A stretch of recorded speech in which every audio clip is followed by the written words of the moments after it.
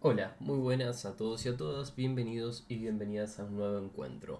El día de hoy vamos a leer el primer capítulo de un libro titulado Evaluación Psicológica, Conceptos, Métodos y Estudio de Casos de la licenciada Rocío Fernández Ballesteros, una referente en esta temática.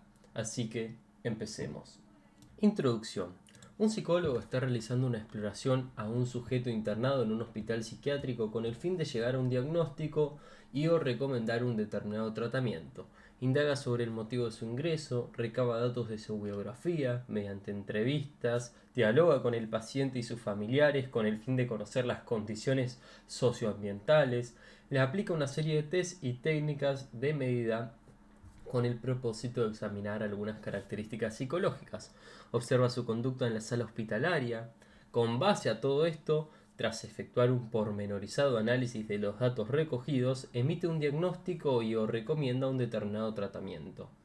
Más tarde, una vez finalizado el tratamiento prescrito, el psicólogo vuelve a explorar al paciente valorando los cambios que se han producido en su comportamiento y, en su caso, recomendando su alta.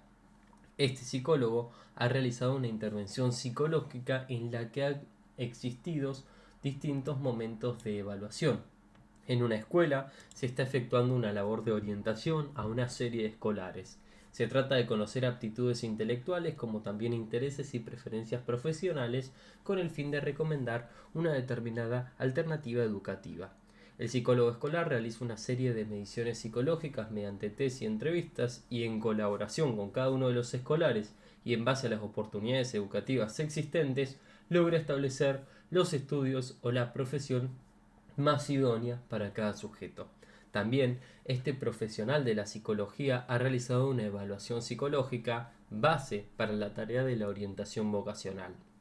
En una empresa, se pide a un psicólogo que seleccione a los candidatos más idóneos para un determinado puesto de trabajo. El psicólogo, tras conocer el perfil del puesto de trabajo que el cliente pretende, efectúa una serie de exámenes psicológicos a los candidatos presentados a base de test, entrevistas o observaciones. Finalmente, a partir de esos resultados, el psicólogo presenta un listado de aquellos candidatos especialmente idóneos. Ese psicólogo también llevó a cabo una evaluación psicológica como base de esa tarea de selección de personal. Se requiere un estudio pormenorizado de una institución infantil, pongamos por caso un centro de educación especial, con el fin de proceder a determinados cambios encaminados a una optimización de sus servicios. Un grupo de psicólogos y otros profesionales examinan ese contexto, aspectos físicos, arquitectónicos, de política organizativa, de clima social, analizan las relaciones entre tales condiciones y el comportamiento de los usuarios y finalmente llegan a establecer una serie de recomendaciones de cambio. Estos científicos sociales han tenido que realizar evaluaciones psicológico-ambientales antes de recomendar esos cambios ambientales. Se trata de valorar una intervención, tratamiento o programa con el que se desea conseguir una serie de cambios conductuales en función de una serie de objetivos propuestos. Los psicólogos encargados de tal valoración seleccionan una serie de test o instrumentos de medida con el fin de evaluar los cambios comportamentales finales producidos por la intervención o indicadores sobre sus efectos. También en este caso se han realizado evaluaciones que cuanto tienen que ver con la conducta son también psicológicas.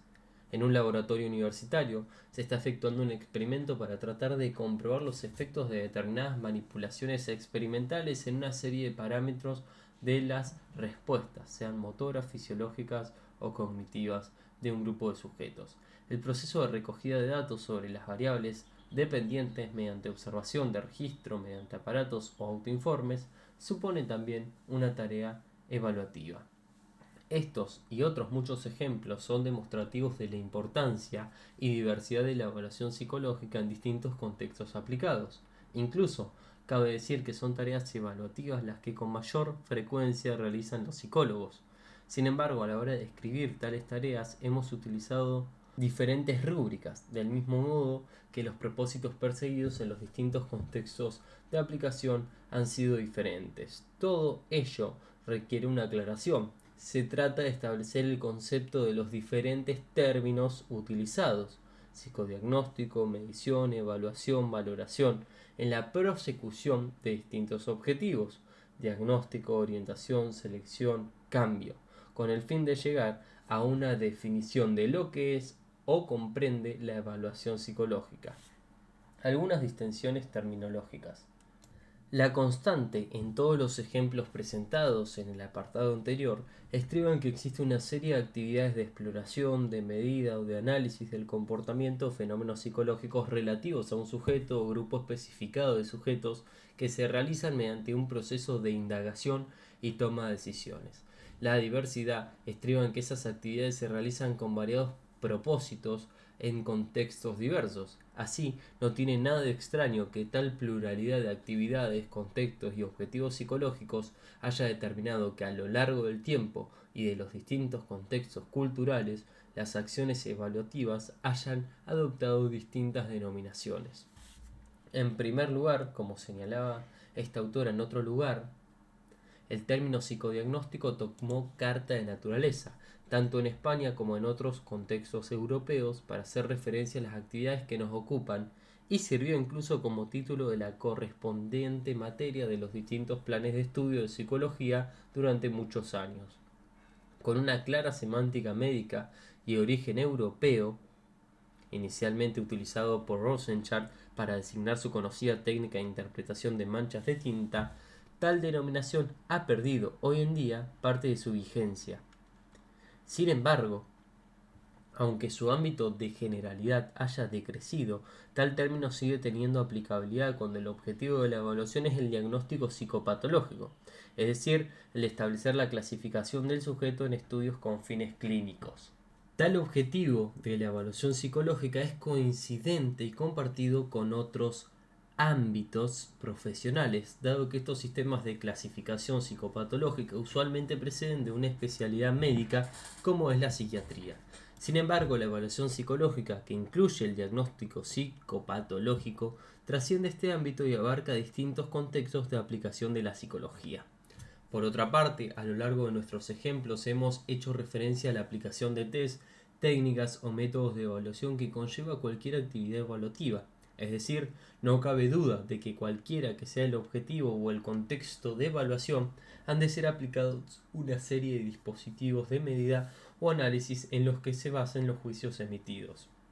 Así, a lo largo de la historia de la evaluación psicológica, se ha producido la equiparación de la evaluación psicológica con procedimientos de recogida de información a través de los cuales se realiza esta, y más concretamente con los test, que ha llevado incluso a denominar a nuestra disciplina test psicológicos. O en otras palabras, se ha equiparado la evaluación con la pura acción de aplicar test.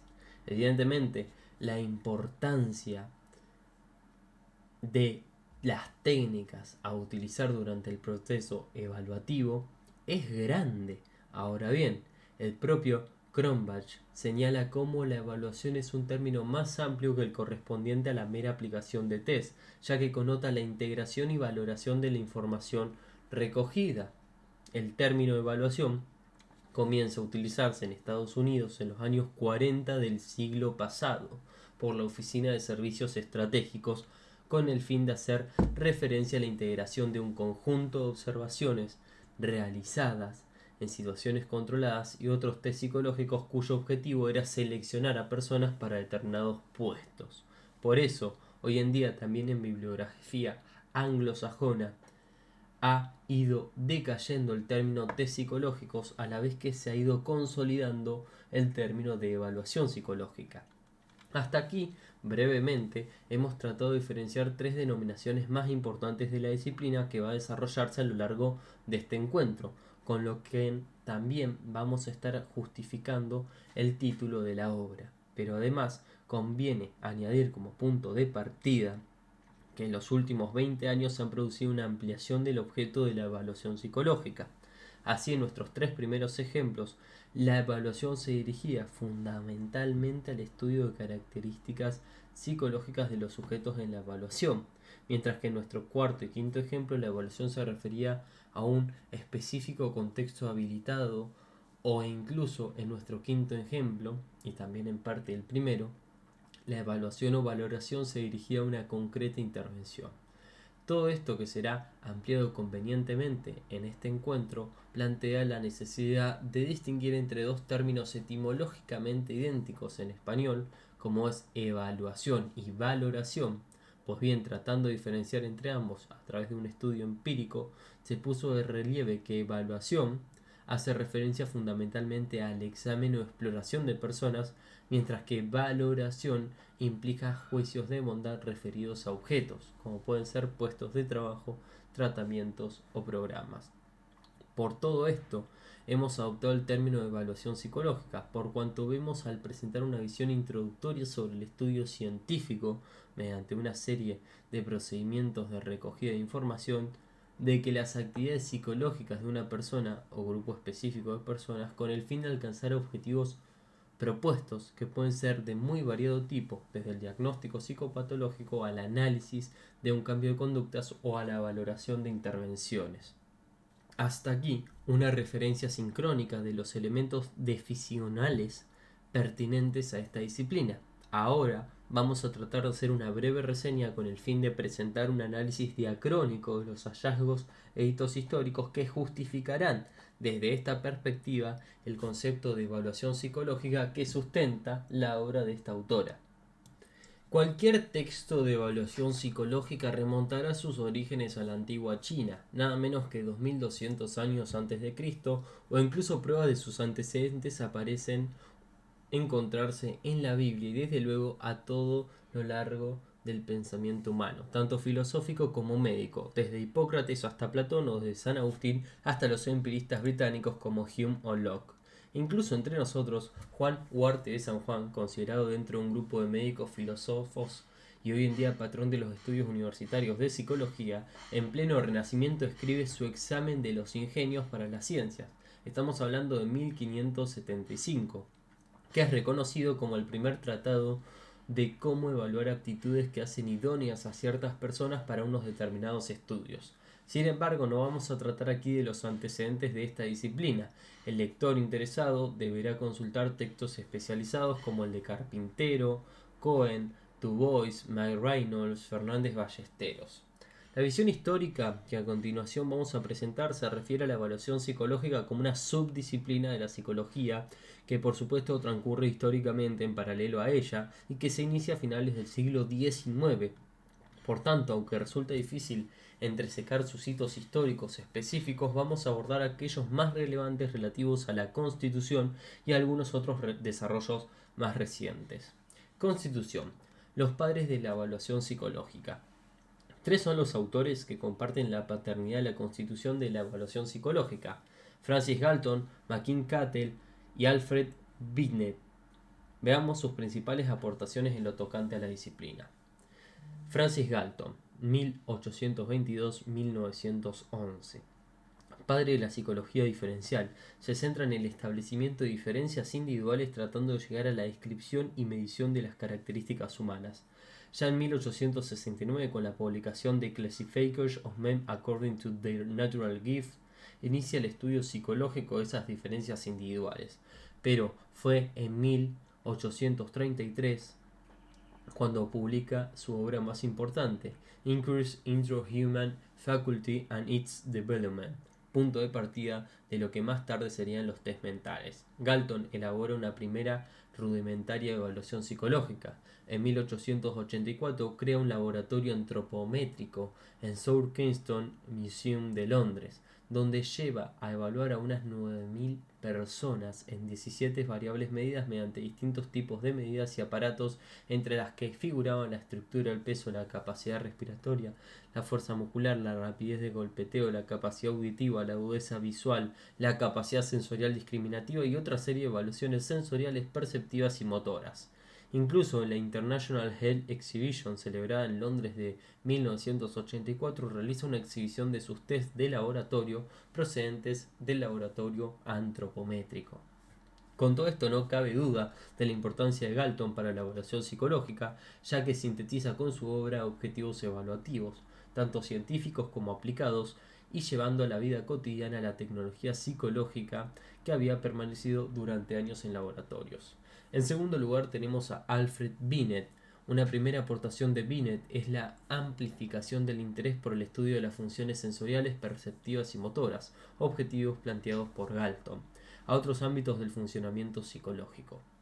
Así dice, no son las sensaciones, son las facultades psíquicas superiores lo que hace falta estudiar. Son ellas las que juegan el puesto más importante y la psicología individual deberá prestar mucha atención a ellas. Esto lo dijo en 1905. En la consecución de tales objetivos propone el método de lo que serían los test mentales. Con tales pruebas se pretende integrar el estudio de la memoria, las imágenes mentales, la imaginación, la atención, la comprensión, la sugestibilidad, los sentimientos estéticos y morales y hasta la fuerza de voluntad.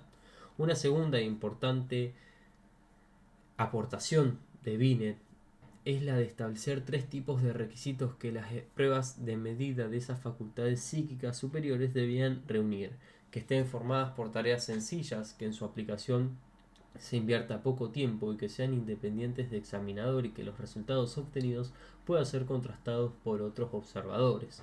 Es también el primer autor que emite un concepto claro de diagnóstico psicológico. Así compara tres tipos de métodos complementarios en el estudio diferencial del niño normal y retrasado: el examen médico, basado en exploraciones físicas y fisiológicas, que es realizado por el médico; el examen escolar, que incluye análisis de aprendizajes que se desarrollan en la escuela y que ha de realizar el maestro; y el diagnóstico psicológico, que requiere medidas para la evaluación de la inteligencia y que él mismo establece como el primer test de medida de inteligencia. Sus trabajos sobre la medida de inteligencia fueron llevados a cabo por Binet entre 1903 y 1909 con la colaboración de Simon y fueron inminentemente recogidos por otros investigadores europeos y americanos como de Crowley, Stern, Terman, Goddard y otros, hasta tal punto que en 1914 existían ya 254 estudios publicados referidos a los tests de Binet. El interés por la evaluación de las funciones superiores, la consideración del examen psicológico como independiente y complementario de la exploración tanto médica como la evaluación pedagógica y la constitución del primer test de medida de la inteligencia parecen suficientes méritos como para poder considerar a Binet como uno de los padres de la evaluación psicológica. Hablemos ahora de McKim-Cattell, de 1860 a 1944. Los objetivos científicos de James McKim-Cattell fueron también fundamentales diferencialistas. Por eso va a realizar su tesis doctoral sobre el estudio diferencial de los tiempos de reacción, y ello bajo la dirección de ni más ni menos de Wundt. A él se deben una serie de pruebas psicológicas para la medida de la presión dinamométrica, la velocidad de rotación del brazo, la habilidad para percibir estimulación en la palma de la mano, la memoria para las letras y muchas otras. En 1890 acuña el término test mental. El objetivo de tales pruebas lo estableció en la determinación del rango de exactitud y naturaleza de facultades psicológicas, así como en la posibilidad de reunir suficiente material como para hallar los factores que regulan el desenvolvimiento de esas facultades, sus conexiones como perturbaciones. Es también el primer autor que plantea baterías de prueba para la evaluación psicológica, proponiendo en 1896 dos baterías diferentes, cada una conformada por una serie de tests. Rechaza abiertamente la introspección como método científico y mantiene como objetivo prioritario la utilización de procedimientos de medición objetivos a través del estudio de las ejecuciones de los sujetos en diversas tareas. La propuesta de los test mentales como instrumentos de medida de determinadas características psicológicas, las técnicas de evaluación de funciones sensoriales, perceptivas y motoras, y el énfasis en la utilización de las medidas objetivas son las principales aportaciones de McKim-Cattell a la constitución de lo que sería la evaluación psicológica. Otros autores relevantes: Galton, Binet y McKim-Cattell comparten el mérito de la constitución de esta subdisciplina de la psicología, pero también tenemos algunos otros autores, como Ebbinghaus, de 1850 a 1909, que era un estudioso de la memoria y su medida, pionero en evaluación en laboratorio con pruebas objetivas con la presentación de estímulos mediante aparatos; a Kraepelin, de 1856 a 1926, proponente de un sistema comprensivo para clasificar entidades psicopatológicas que serán la base del modelo médico en evaluación, a Pearson de 1857 a 1936 y Spearman de 1883 a 1945 desarrollan métodos correlacionales que van a permitir la construcción de instrumentos de evaluación y van a ser pioneros indiscutibles del modelo psicométrico o del rasgo, como vamos a ver más adelante. No debemos olvidar tampoco a Freud ni a Jung de 1875 a 1947, que publican el famoso libro Interpretación de los sueños en el año 1900 Freud y el método asociativo 1904 respectivamente, en los que van a hacer un análisis del inconsciente mediante la asociación, inaugurando así el modelo psicoanalítico y o psicodinámico de la evaluación, y a Thorndike de 1874 a 1949, pionero en estudios sobre aprendizaje y aptitudes y en evaluación educativa. En resumen, hasta acá, la constitución de la evaluación psicológica como una derivación de la psicología científica se produce durante el último cuarto del siglo XIX y la primera década del siglo XX. Durante este periodo se perfila el concepto de la evaluación psicológica como una disciplina dedicada al análisis de la individualidad a través de la evaluación de características sensoriales, perceptivas y motoras como de funciones psíquicas superiores, todo a través de técnicas que adoptan el nombre en aquel momento de test mentales. Ahora hablemos de 10 hitos históricos desde 1910 a 1970. En función del objetivo de la concisión que nos hemos propuesto, vamos a presentar los 10 desarrollos más importantes de la evaluación psicológica acontecidos desde 1910 hasta 1970 en forma de un listado cronológico. Los criterios que nos han guiado en la elección de los hitos históricos reseñados son dos: conceptuales y tecnológicos. Es decir, vamos a referirnos a aquellas fechas, autores y obras que produjeron bien un desarrollo conceptual, en el sentido de introducir nuevas vías de análisis de las cuestiones evaluativas, bien nuevos desarrollos tecnológicos, en el sentido de innovaciones, procedimientos de evaluación y medida. Por otra parte, interrumpimos nuestra breve historia en los años 70 con el fin de dejar un lapso de al menos 30 años hasta el momento en que fue escrito este libro. 1914. Woodward, en Estados Unidos, constituye el primer cuestionario colectivo a medida del ajuste personal o de la personalidad, el Personal Data Sheet, que se administrará a miles de soldados en la Primera Guerra Mundial. Supone un antecedente del modelo de rasgo. 1918, 4 años después, los primeros test colectivos de inteligencia, Army Alpha y Army Beta, se administrarían a miles de soldados durante la Primera Gran Guerra. 1921, Hermann Rorschach, el suizo alemán, publica su Psicodiagnostic, una técnica de medida de personalidad normal y patológica a partir de la interpretación de las manchas de tinta, y su examen psicodinámico le hace ser un pionero del modelo dinámico. 1935, un poquito más de 10 años después, Vygotsky, en la URSS, o sea en la Unión Soviética, formula el concepto de zona de desarrollo próximo, antecedente de la evaluación dinámica cognitiva. 1939, David Wechsler, en Estados Unidos, publica la primera edición de su famosa escala de medida de inteligencia del adulto, que se convierte en uno de los test más utilizados incluso en la actualidad. 1947, Hillstead, en Estados Unidos, con su obra Brain and Intelligence, y Luria, en la Unión Soviética, con su Restoration de la función tras una función cerebral, sientan las bases de la evaluación neuropsicológica.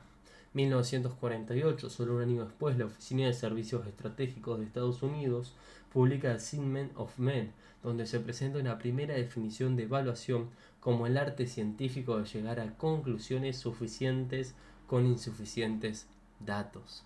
Supone un antecedente indiscutible de la evaluación conductual y de los Assessment Centers. 1950, Monty B. Shapiro presenta a la reunión anual de la Sociedad Británica de Psicología el trabajo An Experimental Approach to Diagnostic Testing, en el que se plantea la integración de datos procedentes de test a través de un proceso experimental inductivo-deductivo que marcará el antecedente del proceso de evaluación.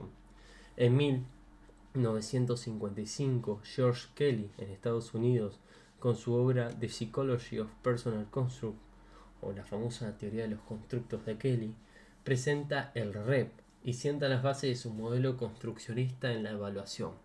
1963, Arthur Stats publica Complex Human Behavior, donde se sientan las bases para una evaluación conductual integradora en la que se fusiona un modelo conductual y uno psicométrico o tradicional de la evaluación psicológica.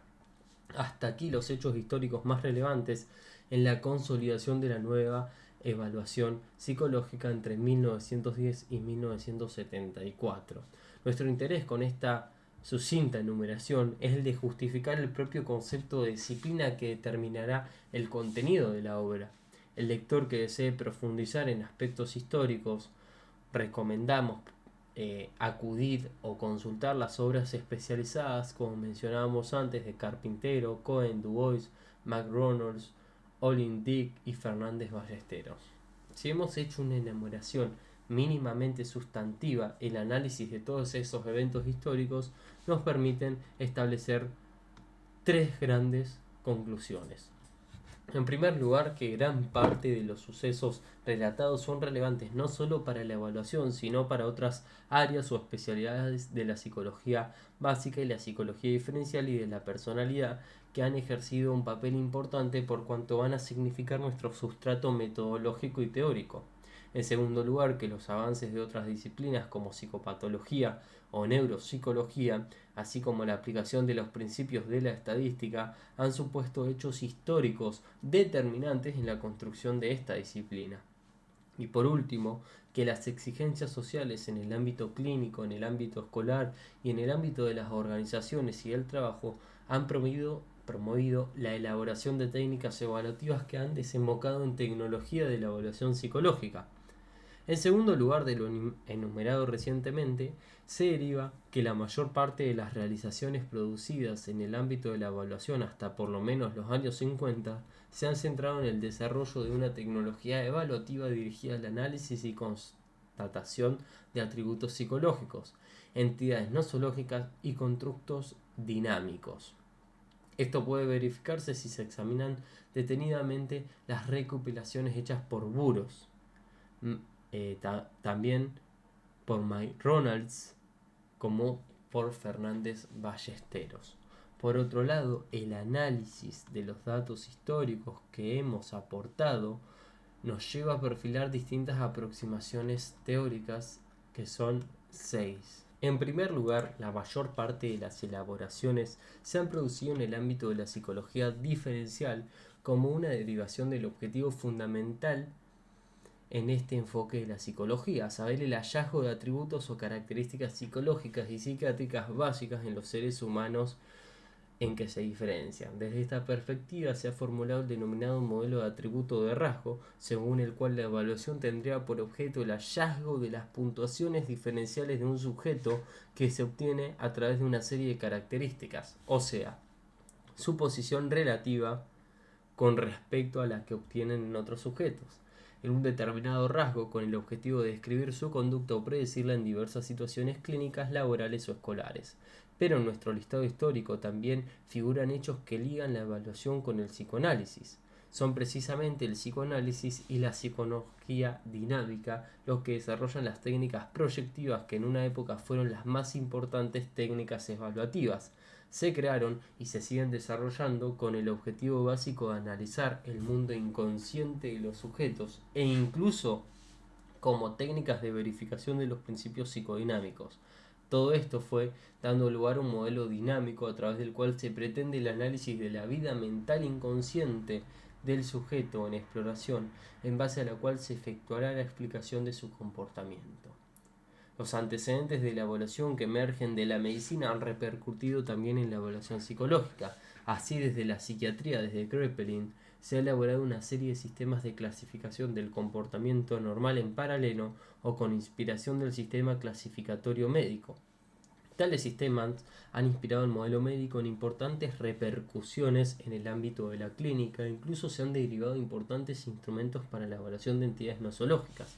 También como integración de la neurología y la psicología, la evaluación neuropsicológica ha emergido desde el punto de vista médico con perfecta propiedad, puesto que el sustrato biológico de los procesos cognitivos y psicofisiológicos están en las estructuras de los sistemas biológicos. Decimos más bien el sistema nervioso central y el sistema nervioso autónomo, y en definitiva distintas patologías comportamentales como por ejemplo la demencia son enfermedades del sistema nervioso central. También el paradigma conductista y sus derivaciones más recientes han dado lugar al llamado modelo conductual, desde el cual se busca el análisis de las relaciones funcionales existentes entre las respuestas, sean motoras, cognitivas y psicofisiológicas, objeto de estudio y aquellas variables que las mantienen o controlan, incorporando en las versiones actuales no solo condiciones ambientales, sino también repertorios básicos de conductas personales como de condiciones biológicas del organismo. Los avances de la llamada psicología cognitiva, tanto por la cognitivización del modelo conductual como por la formación de un claro enfoque cognitivo de la evaluación, establecen la relevancia del estudio de estructuras, procesos y estrategias cognitivas como por la importancia de factores cognitivos como los determinantes del comportamiento anormal. Finalmente, a lo largo de la historia de la evaluación psicológica, el afán de medir de los evaluadores ha chocado con el enfoque fenomenológico y cualitativista de la psicología, contrarios a la consideración nomotécnica y cuantitativista de la psicología científica. Sin embargo, algunos autores, como George Kelly, han propugnado un tipo de evaluación ideográfica con repercusiones tecnológicas y cuantitativas que en los últimos años han cobrado cuerpo apareciendo bajo la rúbrica de un modelo constructivista a la evaluación psicológica. Pero antes de pasar a describir estos 6 modelos de la evaluación psicológica, debemos reflexionar sobre cuáles son las características en las que convergen o divergen la evaluación y la psicología. Por lo tanto, ahora vamos a hablar de evaluación psicológica y psicología. El recorrido histórico efectuado es totalmente coincidente y paralelo al de la psicología, y además hemos dicho repetidamente que la evaluación psicológica es una subdisciplina de la psicología científica. Esto implica que existen una serie de elementos coincidentes y otros diferenciales entre psicología y evaluación. Veamos cuáles son esos aspectos. Primero, sabemos que la psicología tiene por objeto el comportamiento humano en los niveles de complejidad necesarios, lo cual implica el estudio de estructuras o condiciones complejas como la conciencia o la mente, y como objetivo esencial el hallazgo de los principios que rigen ese objeto de conocimiento.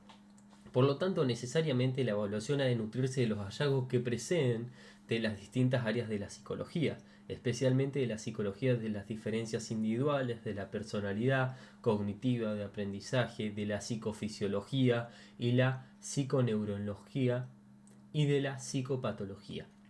Así también la evaluación psicológica se ha visto influida por algunos desarrollos de la psicología aplicada y sus técnicas, que han sido posibles gracias a los avances metodológicos de la estadística y de la psicología experimental y matemática. En resumen, hablaremos de tener en cuenta que todos estos conocimientos psicológicos son necesarios a la hora de emprender una evaluación psicológica. Segundo, la diferencia en lo fundamental entre psicología y evaluación psicológica estriba en que mientras la psicología tiene por objeto de estudio la conducta humana con el fin de llegar a establecer los principios generales que en ella rigen, la evaluación se dirige al estudio científico de un sujeto, y cuando decimos a un sujeto nos referimos al sujeto individual, prioritariamente una persona, pero por extensión también es un grupo específico de personas. Evidentemente, la evaluación no tiene como fin el hallazgo de principios generales, puesto que su objeto entraña las actividades o atributos de un sujeto individual, y ya se sabe que no puede hacerse ciencia de lo que es individual. El objetivo de la evaluación es precisamente verificar si los principios generales establecidos por la psicología en sus distintas especialidades se dan en ese sujeto individual. Ello implica que la evaluación psicológica se realiza con objetivos aplicados a la demanda del sujeto cliente, de descripción, diagnóstico, orientación y o tratamiento o cambio de conducta. Estos objetivos aplicados que proceden de la demanda del cliente guían necesariamente la evaluación. Tercero, además, la evaluación psicológica requiere una tecnología con la que dar cuenta fiable y válida de las unidades de análisis comportamentales. Es por esto por lo que el evaluador está también interesado en la construcción de esa tecnología. A su vez, las técnicas de evaluación suponen una particular área de nuestra disciplina que además sirve de la ciencia psicológica básica. En definitiva, la evaluación también está interesada en la construcción de instrumentos de evaluación. Finalmente, al igual que sucede con la conciencia y la ciencia psicológica, en la evaluación psicológica existen distintos acercamientos, enfoques o modelos que han servido de base de la evaluación y que difieren en una especie de aspectos. Ellos van a dar lugar a distintas alternativas conceptuales y metodológicas que van a ser estudiadas en los siguientes momentos de este encuentro. Entonces, en resumen, la evaluación psicológica es una subdisciplina aplicada y tecnológica de la psicología que comparte algunos de los principales modelos teóricos. Modelos de evaluación en psicología. Derivados de los desarrollos históricos, 6 han sido los principales modelos que han servido de base a la evaluación: atributo, dinámico, médico, conductual, cognitivo y constructivista. Aunque los modelos de la evaluación no son todos los que se pueden leer en la psicología como sistemas psicológicos, sí que están presentes en ellos las características o rasgos distintivos de los principales paradigmas de la psicología, tomando como base los estudios de Cohen, su formulación teórica, el tipo de variable objeto de estudio, las formas de medir, los métodos básicos, las concretas técnicas de evaluación, los niveles de inferencia de las variables que maneja, los objetivos que se persiguen y los ámbitos aplicados. No cabe duda de que detrás de cada evaluador hay una teoría psicológica. Esto lleva a discriminar la información que recibe sobre el caso, a formular determinadas hipótesis, a elegir determinadas técnicas de recogida de información y análisis de datos, con todo lo cual obtendrá unos determinados resultados. Es decir, el marco referencial teórico del psicólogo evaluador guiará a una determinada evaluación. Un aspecto esencial de cualquier modelo teórico de la psicología están los supuestos sobre determinantes de la conducta. Con ello se está haciendo referencia al factor bipolar hallado por Cohen, endógeno-exógeno. Siguiendo esta polarización, por un lado la conducta o la respuesta, es decir, nuestro objeto de estudio, puede considerarse en función de lo endógeno, lo interno, también denominado por diferentes modelos de la personalidad, inapropiadamente indistinto organismo o persona. Se entiende por ello bien las condiciones biológicas del individuo, bien las características personales o intrapsíquicas de estos, y por otro lado se propugna también que la conducta humana puede estar en función de variables exógenas o externas, haciendo con ello referencia al ambiente, al mundo físico y social. Ello es formulado como la situación o el estímulo. Conviene resaltar que los distintos autores han venido empleando diferentes simbolizaciones para igual los semejantes conceptos. Así, las abreviaturas persona y organismo han sido ambas utilizadas para hacer referencia a variables psicológicas explicativas internas, mientras estímulo, situación, ambiente han sido o han hecho referencia a las variables explicativas externas. Del mismo modo, se han empleado conducta o respuesta indistintamente para denominar la conducta o respuesta que es explicada. Nosotros en esta obra vamos a optar por referirnos a la conducta o a la respuesta como C. Vamos a denominar los determinantes psicológicos internos o variables de la persona como P, y vamos a dejar abreviatura o tan solo para hacer referencia a las variables organísmicas biológicas. Por último, vamos a simbolizar con una A los determinantes externos o ambientales del comportamiento. Los 6 modelos que proponemos en evaluación psicológica se sitúan en uno u otro polo del factor interno o externo. Así, el modelo del atributo supone que la conducta está en función de variables personales o organísmicas, también llamadas intrapsíquicas o genotípicas. Tales variables personales no pueden ser evaluadas directamente, sino que es menester tener indicación de ellas por medio de manifestaciones externas de los sujetos o variables fenotípicas. Por ejemplo, el comportamiento de timidez de un niño, o sea, una conducta, puede ser explicado porque el sujeto es introvertido, o sea, la P de persona. Las conductas de introversión, son más una manifestación fenotípica de un constructo genotípico que está dentro del individuo. Las relaciones entre unas y otras se establecen por medio de técnicas correlacionales.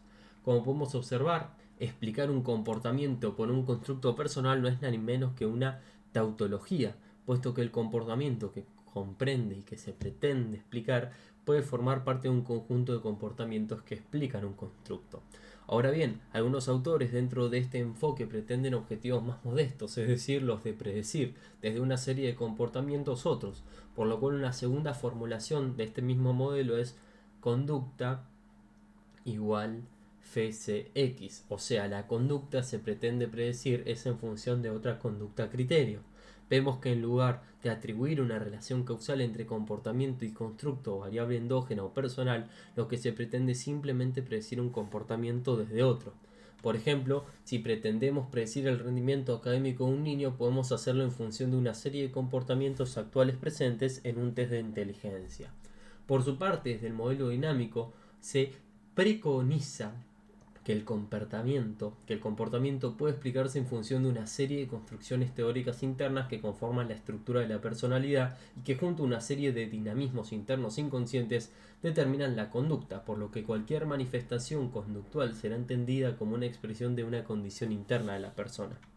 Por otro lado, desde el modelo médico, se trata de conocer la etiqueta o entidad nosológica aplicable a un determinado sujeto que presenta un trastorno conductual con el supuesto de que éste está condicionado por la etiología de determinada desviación conductual que se explora. Por lo ende, o por lo tanto, va a desembocar el tipo de tratamiento a emplear. En efecto, algunas de las posibles disfunciones conductuales tienen una base biológica o neurológica, como puede pasar en el caso de síndromes que producen deficiencia mental o demencia, entre otros, y por lo tanto el modelo médico es perfectamente aceptable. No obstante, generalizar esto a toda la psicopatología es, como sabemos, un enorme error conceptual, dado que los sistemas de clasificación psiquiátricos no tienen una base etiológica o causal. En todo caso, el modelo médico explica la conducta normal partiendo de factores endógenos o internos, bien biológicos, bien intrapsíquicos, es decir, la conducta es una función de condiciones biológicas o personales. El modelo conductual ha sufrido cambios importantes a lo largo de la historia. Comenzó por ser un modelo radicalmente externalista, la conducta es una función del estímulo, pero ha sido cambiada y se ha ido tornando en un modelo más interactivo en el que la conducta y las variables de la persona y el ambiente van a interaccionar recíprocamente. Así, la formulación actual postula que el comportamiento se explica por transacciones entre la propia conducta y variables de la persona y el ambiente. Por ejemplo, el rendimiento escolar es el producto de factores personales, por ejemplo, que no haya desarrollado hábitos de estudio, en interacción con variables del ambiente, por ejemplo, tener una maestra que no refuerza conductas de estudio.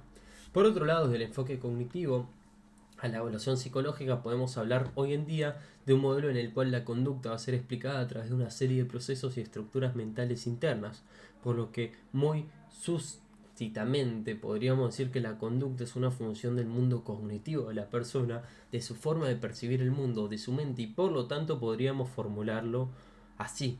Por ejemplo, el comportamiento depresivo de un sujeto puede ser explicado por percepciones distorsionadas. Finalmente, el modelo construccionista presenta más bien una visión hermenéutica y fenomenológica de la psicología, en la que la construcción de la realidad, el conocimiento narrativo y las teorías de acción internacional han soportado una forma de hacer evaluación, orientación y terapia. La base de este enfoque está en un postulado ontológico, que no podemos tener acceso a la realidad, y en segundo lugar que el individuo cree y construye activamente la realidad. Por lo tanto, lo importante es evaluar las construcciones que utiliza para describir el mundo, cuál es el significado que el sujeto le asigna al mismo, a las otras personas y a los objetos de su realidad, y por lo tanto supone una versión internalista en la que finalmente la conducta tiene que ver con esa construcción. Conviene resaltar que en todos los modelos comentados el énfasis endógeno-exógeno se refiere fundamentalmente al peso de uno u otro en la explicación de la conducta actual. Es decir, a la hora del análisis de la conducta actual del sujeto se echa mano bien de condiciones internas inferidas, bien de condiciones externas observadas, y los autores hacen escaso énfasis en las génesis históricas de las variables objeto de estudio. En mayor o menor medida, los modelos que hemos situado en el polo endógeno aceptan que las variables intrapsíquicas explicativas de la conducta han sido gestadas en la interacción del organismo biológico y el ambiente.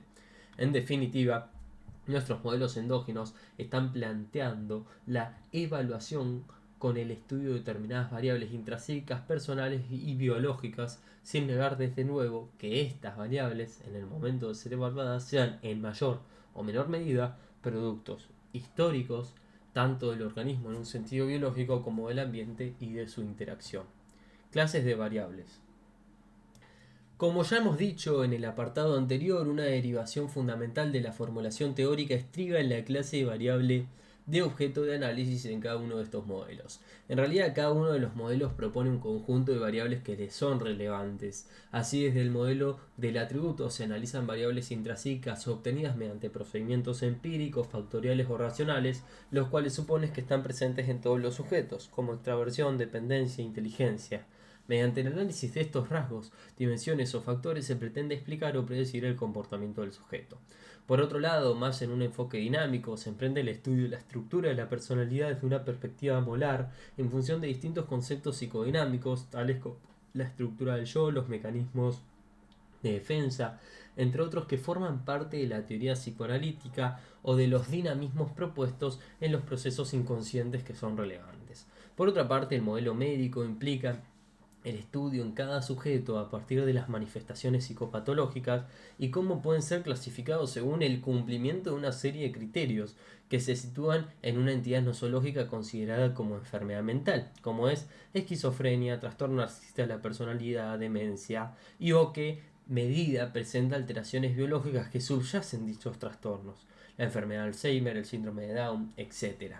Desde el modelo conductual se emprende el estudio científico del sujeto, teniendo en cuenta comportamientos más bien motores, cognitivos, psicofisiológicos, variables ambientales en interpretación con repertorios básicos de conducta, que se postula en medio de haber sido instaurados a través de la historia del aprendizaje del individuo. Ya por otro lado, el modelo cognitivo va a enfatizar en la explicación del comportamiento, el estudio de una serie de estructuras internas mentales como la representación, los almacenes de memoria, las distintas fases en el procesamiento de la información, con especial hincapié en los procesos o estrategias cognitivas que median entre los estímulos y las respuestas o ejecuciones del sujeto. Finalmente, desde el modelo constructivista se postulan un conjunto de variables internas como el significado que el sujeto le da a la realidad, su forma de construir el mundo, sus planes del futuro.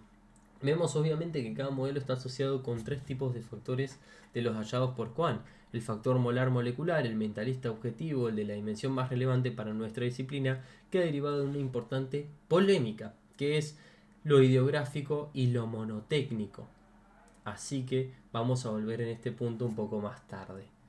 Métodos básicos y técnicas. De entrada, conviene realizar una serie de precisiones conceptuales. Como señalan los autores, una variable nos dice poco si no se precisa de qué manera se da cuenta de ella. Así, el método de evaluación empleado en la forma operacionalización de las variables objeto de estudio y por lo tanto es de enorme importancia a la hora de enjuiciar un determinado modelo. Además, debemos precisar qué diferencias hay entre un método y técnicas. Se entiende por método aquella vía o conjunto de procedimientos para llegar a la verdad epistémica. No es el momento ahora de pararnos a especificar los distintos acercamientos metodológicos de las ciencias naturales y sociales, que por otra parte el lector debe conocer por otras disciplinas de la psicología. Lo más importante acá es señalar que el método hipotético deductivo es considerado como el método científico de la psicología. Como señalan Marx y Hillig, supone el proceso por el cual toda ciencia avanza, ya que consideramos que la evaluación como una subdisciplina de la psicología científica, esto va a determinar cómo veremos más adelante la exclusión de algunos de los modelos reseñados. Si bien es cierto que existen modelos en los que la investigación básica ha sido inicialmente inductista, en tanto el modelo de atributo del modelo conductista, a la hora de aplicación de todo el conocimiento, el psicólogo está manejando una determinada teoría y por lo tanto está utilizando implícita o explícitamente el método hipotético deductivo. Aclarado todo esto, conviene ahora diferenciar entre método y técnicas metódicas. Mientras que el método es la ciencia prioritariamente uno, las técnicas metódicas son varias y suponen aquellas estrategias a través de las cuales se viabiliza ese método, o mejor dicho, una de sus fases, concretamente la fase de verificación de hipótesis formuladas. Dos son las técnicas metódicas o métodos, en plural, más utilizados en psicología y por ende en evaluación: el método observacional y correlacional y el experimental. Mientras los métodos correlacionales tratan de detectar asociaciones entre variables que se encuentran en la situación natural, los métodos experimentales pretenden descubrir los efectos de una variable llamada independiente sobre otra llamada dependiente. Ahora bien, controlada la situación del laboratorio, hay que resaltar qué tan específico es uno como otro método. Lo importante es tener en cuenta que cualquier estrategia de investigación puede ser integrada en uno o ambos, ya que todo esto está desarrollado en otras disciplinas metodológicas básicas que no vamos a ahondar más en ello. Por último, quisiéramos recordar que las técnicas, como luego emplearemos, son aquellos procedimientos que permiten la obtención concreta de información y de datos. Ahora bien, una errónea consideración ha llegado a suponer que todas las técnicas utilizadas en evaluación son test psicológicos. Esta es la razón por la que conviene efectuar una última distinción. Esta vez entre técnicas y test. Cuando hablamos de técnicas, nos referimos en palabras de Pelechano a aquellas pruebas o procedimientos utilizados tanto en el laboratorio como en el mundo social para la realización de un diagnóstico psicológico, mientras que el test implica un instrumento sistemático y tipificado que compara la conducta de dos o más personas. En definitivas, los test son técnicas o instrumentos de evaluación tipificados y estandarizados. Partiendo de estos conceptos diferenciales, analicemos los modelos propuestos. En primer lugar, hay que señalar que tanto el modelo del atributo como el médico, el conductual o el cognitivo utilizan implícito o explícitamente el método hipotético-deductivo. La diferencia fundamental reside en que mientras que los dos primeros lo hacen en una vertiente correlacional, el modelo médico-conductual y el cognitivo utilizan también la experimentación como método de indagación básico. Por otro lado, el modelo del atributo emplea fundamentalmente test y técnicas en la recogida de información para la constatación de las hipótesis de partida, es decir, emplea procedimientos tipificados construidos mediante criterios relacionales o empíricos o factoriales en la medición de rasgos, factores o dimensiones. A través de la mayoría de las pruebas se pretende conocer la posición relativa que el sujeto tiene en el atributo de examen con referencia a un grupo normativo. Con respecto al modelo dinámico, como se sabe, ha basado sus supuestos teóricos en el modelo clínico a partir de observaciones cualitativas. Sin embargo, más recientemente han sido elaboradas técnicas de evaluación con el fin de obtener procedimientos independientes en la verificación de hipótesis psicodinámicas. Así que el modelo dinámico y o psicoanalítico ha dado lugar a muy conocidas técnicas proyectivas. Por otro lado, lo que se refiere al modelo médico, este se basa en la clasificación de un sujeto en categorías diagnósticas, bien, que procede de un sistema clasificatorio. Tales sistemas son categoriales y no dimensionales, en el sentido de que cuando una persona cumple con una serie de criterios del sistema clasificatorio que se tiene de referencia, entonces va a ser incluido en determinada categoría. Sin embargo, el modelo clínico también cuenta con técnicas de evaluación, generalmente escalas de apreciación, técnicas que pueden haber sido estandarizadas y por lo tanto dan lugar a puntuaciones diferenciales y dimensionales.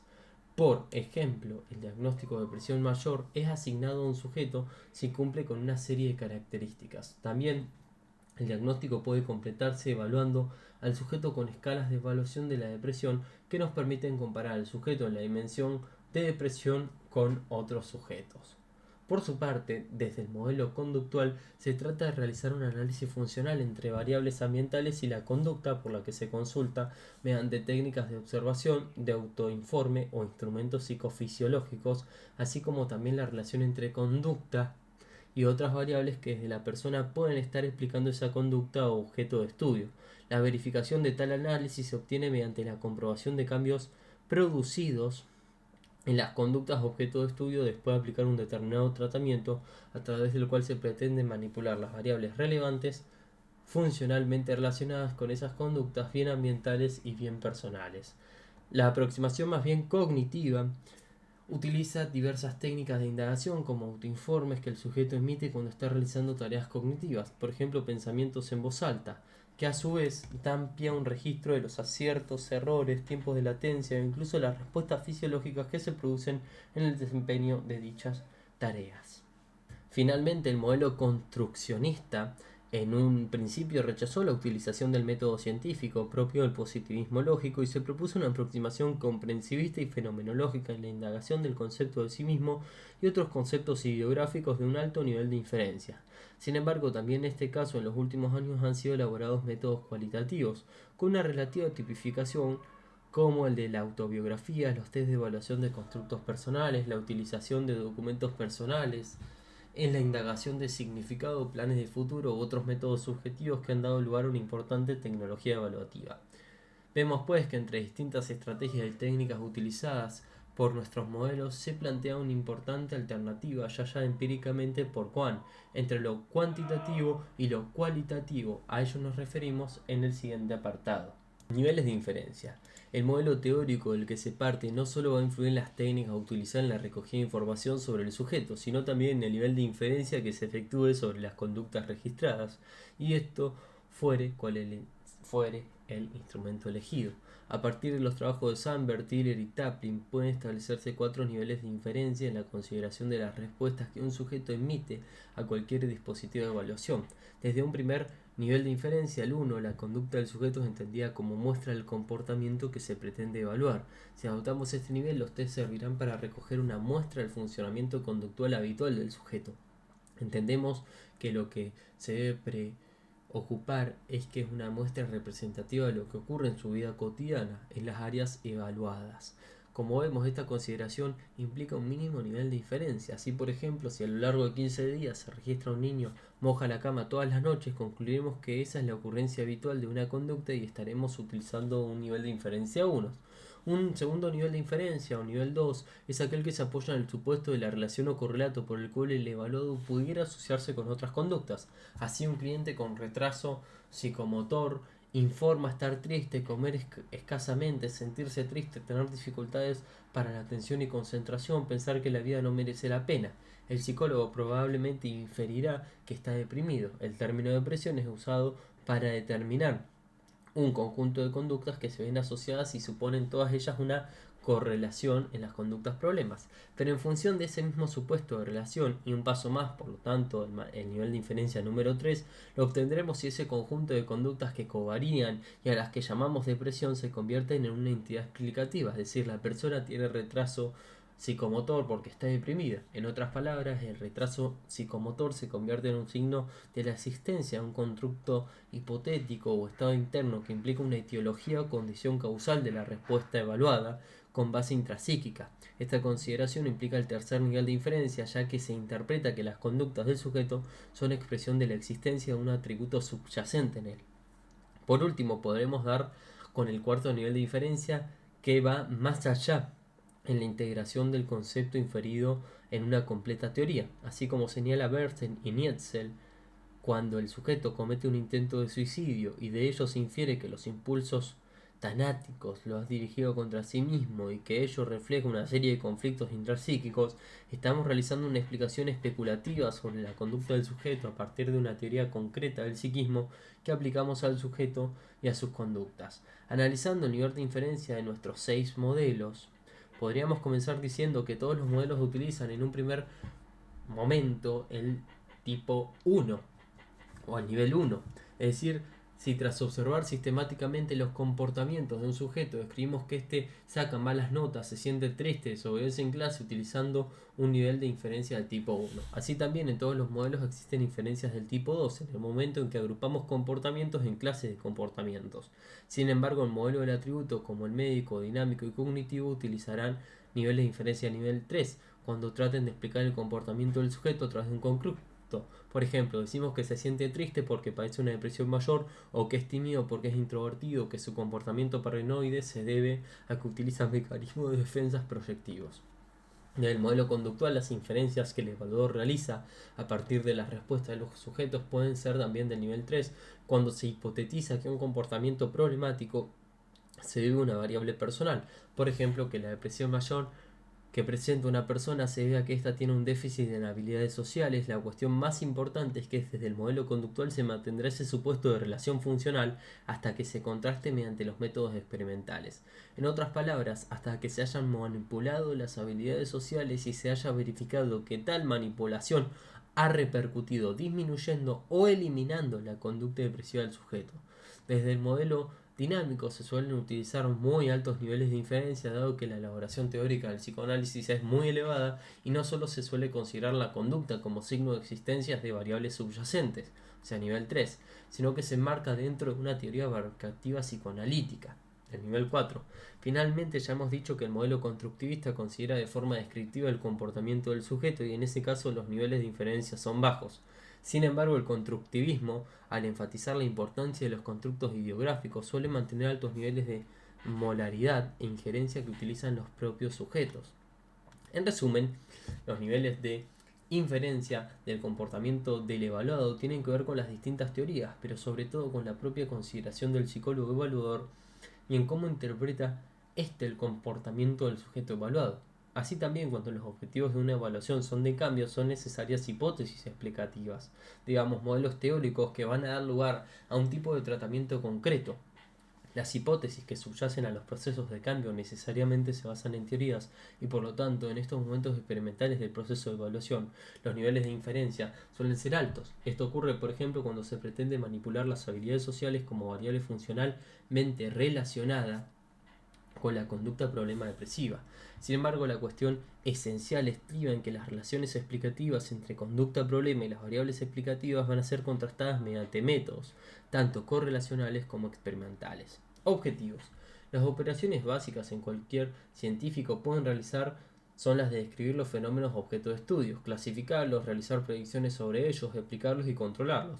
Pero la evaluación psicológica como disciplina aplicada se lleva a cabo por unas demandas concretas formuladas bien por el sujeto, bien por el cliente que lo envía con algún propósito, por ejemplo, padres de un niño, los responsables de un colegio, el empresario que desea hacer la selección, el juez que desea tener un peritaje. Estas demandas en términos generales pueden ser las de diagnóstico, orientación, selección y modificación o cambio. Está claro que estas operaciones básicas y demandas aplicadas se interconectan de tal forma que el diagnóstico exige operaciones de descripción y clasificación y la orientación y selección de operaciones de predicción y la modificación y cambio se basan en el control y explicación de esa conducta. Los objetivos de la evaluación, siempre dependiendo de las demandas y operaciones exigidas, guiarán la evaluación psicológica a través de un proceso, como más adelante vamos a ver. Los distintos modelos enunciados, que objetivos persiguen prioritariamente, el modelo del atributo menos ambicioso pretende mediante las respuestas ante una serie de tests, de las cuales deriva una puntuación relativa a un determinado atributo, predecir la conducta futura del sujeto en ámbitos distintos de los testeados. Así, en una determinada puntuación, unos test motivacionales de personalidad y aptitudinales permitirían seleccionar u orientar una determinada profesión. En este caso, los psicólogos encuadrados dentro de este modelo utilizarían la fórmula CY igual FCX, a la que hablábamos hace un rato. Por otra parte, también desde esta perspectiva existen psicólogos que confieren a los rasgos un rol explicativo con la suposición de que estos implican tendencias intrínsecas de acción. Así podría decirse que una persona presenta una determinada conducta perturbadora porque es neurótico, realizando así una pseudo explicación del comportamiento. Por su parte, desde el modelo dinámico se pretenden todos los objetivos descritos con base, ya lo hemos visto hace un ratito, en la vida mental inconsciente. Así, según las respuestas a las técnicas proyectivas pueden llegarse a descripción, clasificación, predicción del comportamiento del sujeto, además de conseguir la explicación del comportamiento a través de atribuciones sobre la vida mental inconsciente y una serie de construcciones intrapsíquicas. El control se ejercería mediante técnicas psicoanalíticas y dinámicas del tratamiento elaboradas en este enfoque. En el caso del modelo médico, la explicación de la conducta anormal, al menos teóricamente, daría lugar a un diagnóstico en el sentido de que éste ha de ser basado en una etiología específica, ayudando al pronóstico o predicción y a su control. Ahora bien, dado que los sistemas de clasificación no van a tener base etiológica, el objetivo más plausible sería de la clasificación del sujeto en el estudio. Sin embargo, la severidad de determinada patología también podría llevar implícitos la predicción y el pronóstico del caso. En ningún caso el modelo médico o psiquiátrico podría llegar a la explicación y el control de la conducta, menos que las entidades nosológicas adquirieran una base más bien explicativa, lo cual no parece probable por este momento o en la actualidad. Es tan solo desde el modelo médico neuropsicológico cuando la evaluación del comportamiento normal puede ser tomada como la expresión de una lesión o disfunción del sistema nervioso central y con ello puede llevar implícitas explicaciones y rehabilitaciones. Ya desde un enfoque conductual de la evaluación se pretenden todos los objetivos enunciados referidos a la descripción y predicción y explicación y control de comportamiento del sujeto de examen. Ello es factible dado que los principios del aprendizaje se basan en la determinación ambiental del comportamiento, tanto en la génesis de los trastornos comportamentales como en la generación de hábitos, repertorios básicos de la conducta y otras condiciones que pueden mantener y controlar la conducta, así también su interacción. De este mismo ámbito, entonces, el enfoque conductual va a ser capaz de establecer cuáles son las mejores técnicas de manipulación para el control del comportamiento. Desde el modelo más bien cognitivo, tratamos de describir el comportamiento, predecir qué puede ocurrir en el futuro y explicarlo en función de los ya mencionados constructos cognitivos. Además, en contextos clínicos, se trata de manipular aquellas variables cognitivas que supone que son responsables del comportamiento por el que se consulta, y en los últimos años se han elaborado técnicas de manipulación para preceder su control. Ya finalmente, desde el modelo constructivista se rompen las operaciones de la psicología científica e incluso la consideración del concepto de verdad o de realidad, puesto que se niega la posibilidad de acceder al mundo objetivo. El modelo constructivista, ya lo hemos dicho, pretende exclusivamente el establecimiento de constructos propios de la persona o del sujeto, del significado que él mismo tiene. Los otros y el atribuido al mundo real tienen para esa persona. Sin embargo, aunque el modelo constructivista se mueva a niveles descriptivos, ello no implica que desde la óptica científica no se pretenda desde el modelo predecir o clasificar el comportamiento, dado que hay una ayuda terapéutica y por lo tanto cierto control de los comportamientos alterados, y también existe consejo psicológico, por lo que necesariamente va a existir de alguna u otra forma predicción. Hablemos ahora de los ámbitos de aplicación. Nuestros modelos difieren por último en el ámbito de la psicología aplicada en donde se sitúan. La evaluación psicológica, ya se ha dicho, está fuera o fuertemente asociada a las distintas aplicaciones de la psicología. Esto es decir, que no hay una sola aplicación o ámbito de aplicación, sino que refiere a varios, como la clínica educativa organizacional del trabajo, como las más relevantes. No tiene nada de particular que algunos modelos hayan surgido fundamentalmente con el propósito de ser aplicados en un área concreta y que en esta área concreta hayan sido elaborados a la hora de responder preguntas concretas. Lógicamente, esto está a su vez relacionado con la utilización del modelo en cuanto a sus posibilidades de descripción, clasificación, predicción y explicación y control. El modelo de atributos se ha desarrollado desde la psicología diferencial y de la personalidad, y en evaluación fundamentalmente es relevante ante demandas de orientación y de selección del ámbito de organizaciones, aunque también cuando se trata de realizar una predicción más clínica. Por el contrario, el modelo médico, que en parte es una derivación clínica y de la salud del modelo del atributo, se ha demarcado casi totalmente de este ámbito. Asimismo, el modelo dinámico, por basarse en el estudio de la conducta normal, actúa fundamentalmente en situaciones clínicas y de la salud. El modelo conductual ha sido aplicado en todos los ámbitos, hasta saber escolar, organización, clínico y laboratorio, aunque con más importantes hallazgos en el contexto clínico y de la salud. La aproximación cognitiva se ha desarrollado fuertemente en situaciones de laboratorio y entre las aplicadas en ámbitos clínicos y educativos en instruccionales, en los que no cabe duda que el estudio de los sucesos mentales puede tener gran interés de vistas a la orientación y el cambio. Finalmente, el modelo constructivista emerge en situaciones eminentemente clínicas en las que orientación y la terapia tienen importancia prioritaria. Por último, cabe señalar que a pesar de que hemos intentado realizar caracterización de distintos modelos, no hay diferenciaciones tajantes. Cada uno de estos ámbitos de aplicación han conllevado prioritariamente un acercamiento aplicado que, como veníamos diciendo, se relaciona con los objetivos científicos mencionados. Así, el ámbito escolar requiere esencialmente de la orientación, el ámbito de trabajo y organizaciones de selección, y la situación clínica exige prioritariamente el tratamiento.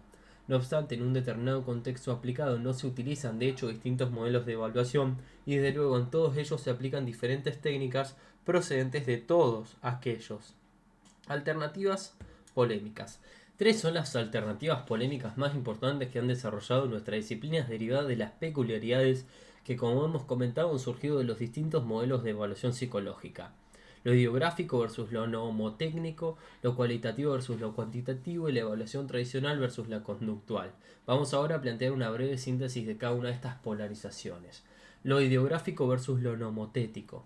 Según el filósofo Winterval, las ciencias pueden ser divididas en dos grandes grupos, las nomotéticas y las ideográficas. Mientras las segundas se dedican al estudio de fenómenos individuales, las primeras tienen como objetivo el hallazgo de los principios generales aplicables a fenómenos objeto de estudios. Tal división, como el encuadre indebido de la psicología entre ciencias ideográficas, provocó múltiples discusiones.